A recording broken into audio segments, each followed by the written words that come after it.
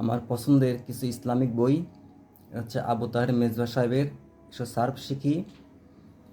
ওনার আরও দুইটা বই এসব নাও শিখি। আর এটা হচ্ছে এসব আরবি শিখি। তারপরে এটা হচ্ছে ডক্টর রাকিব সারজানি সাহেবের কোরআন হেফজ করবেন যেভাবে।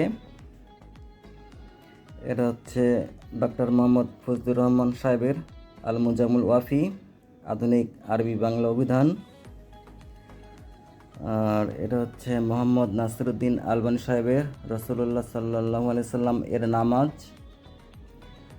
তারপরে এটা হচ্ছে ডক্টর আব্দুল আজিজ আব্দুর রহিম সাহেবের কোরআন ও সালাত অনুধাবন।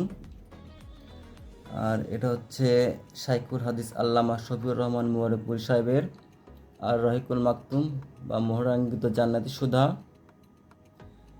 এদিকে আছে জুবাইর আল মাহমুদ সাহেবের কোরআনের শব্দবলী।